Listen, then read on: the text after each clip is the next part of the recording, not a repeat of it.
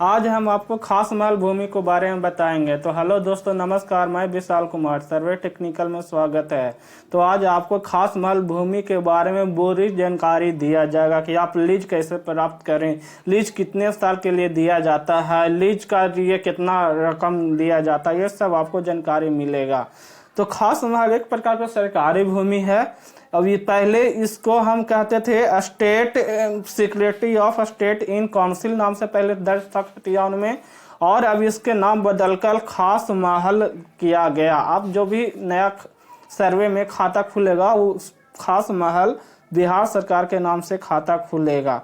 तो इस भूमि को खास महल भूमि को चलाने के लिए 2 नियम बनाया गया था। अब पहले हम 1953 वाला नियम के बारे में बताते हैं। द बिहार गवर्नमेंट स्टेट खास महल मैनुअल 1953। इसमें क्या क्या नियम था? खास महल भूमि प्रबंधन सरकार के सेवन करते थे।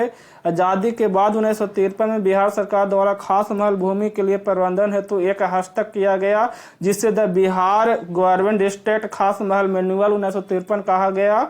और इस प्रचलन भाषा में खास महल हस्तक कहा जाता था। खास महल हस्तक में कुल 173 नियम था, जिससे सरकारी भूमि का प्रबंधन के नियम निर्धारण किए गए थे। जो भी खास महल की भूमि था उसको 173 नियम के अनुसार ही उसका प्रबंधन या देखरेख किया जाता था। उसके बाद बिहार सरकार खास महल नीति 2011 आया। तो इसमें क्या हुआ जो बताते हैं। वर्ष 2011 में मंत्रिपरिषद के स्वीकृति से बिहार सरकार महल नीति 2011 निर्गत की गई। खास महल हस्तक एवं बिहार सरकार खास महल नीति 2011 में खास महल भूमि को लीज बंदोबस्ती के नियम दिए गए। 2011 में बंदोबस्ती लीज बंदोबस्ती का नियम दिया गया।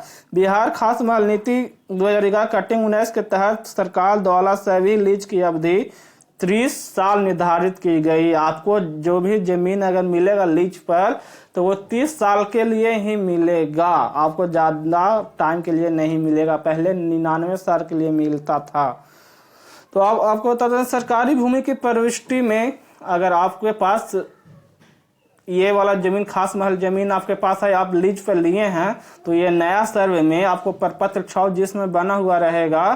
तो अभियुक्ति कॉलम में बिहार सरकार खतियान के में जो नाम लिखा जाता है मेन कॉलम में, वो तो खास महल ही लिखा जाएगा, पर आपको अभियुक्ति कॉलम में आपको लीजधारी का नाम, पूरा पता, लीज का एकरारनामा की स्वीकृति का वर्ष तथा तिथि तथा केस संख्या एवं वर्ष लिखा जाएगा। अभियुक्ति में यह सब आपको लिखाना पड़ेगा। और अंत में आपको बताएं खास महल भूमि के खाता खास महल बिहार सरकार के नाम से खोला जाएगा। अंत में भी अगर प्रपत्र 22 आपको नया खाता दम अंतिम अधिकार अभिलेख बन गया है तो उसमें आपको खाता खास महल बिहार सरकार के नाम से खोला जाएगा। पर जो अभियुक्ति कॉलम है जिसमें 14 में लीजधारी का नाम, उसके पिता, पति और जाति एवं पता दर्ज की जाएगी। अभियुक्ति कॉलम में आपको लीजधारी का नाम, उनके पिता और पति का नाम और या जाति और उसका पता दर्ज किया जाएगा। वहां पर आप दर्ज करवा लेंगे। अगर नहीं है तो फिर से आप दावा कर सकते हैं कि मेरा नाम इसमें आना चाहिए। अगर कोई व्यक्ति लीज की अवधि समाप्त हो गई है, वो लगान नहीं दिया जा रहा है एवं नवीकरण बहुत पूर्व से नहीं कराई गई है, तो लीजधारी में अवैध दखल लिखा जाएगा। लीजधारी का अवैध दखल लिखा जाएगा। अभियुक्ति कॉलम में अवैध दखल नाम दिया जाएगा वहां पर। तो आप लोग जितना भी हैं, अगर लीज पर जमीन आपको मिला है, सरकार आपको दी है, तो आप नवीकरण करते रहिए और बार बार उसको सरकार को लगान 30 साल के अंदर देते रहिए। ठीक है। और कोई व्यक्ति रहता है कि बिना सरकार के अनुमति के बिना ही अपने से फॉल्स कागज बना लेता है और लीज अपना ले लेता है, और लीज अगर उसको दिया भी नहीं गया है तो ऐसे में खरीदार का नाम नहीं लिखा जाएगा, उसके नाम से खाता नहीं खोला जाएगा। यदि कोई व्यक्ति के पास खास महल भूमि का केवाला, दान पत्र या रेहननामा यदि है तो उसकी मान्यता नहीं दी जाएगी, क्योंकि आपको पता है खास महल भूमि को सरकार द्वारा लीज बंदोबस्ती किया जाता है। आपको लीज पर दिया जाता है, आपको पूरा संपूर्ण नहीं दिया जाता है। इसलिए आपको जो भी केवाला या दान पत्र या रहनुमा करवाए हैं तो उसका पैसा बुर गया है उसका केवाला का मान्यता नहीं दिया जाएगा। सरकार सिर्फ उसको काम करने के लिए या कृषि करने के लिए या दुकान खोले हैं तो उसको दुकान के लिए दिया जाता है, आपको पूरी तरफ से आपको नहीं दिया जाता है। और जो बेच देते हैं उस पर भी केस हो सकता है। इस तो आप लोग ऐसा कदम नहीं उठाएं।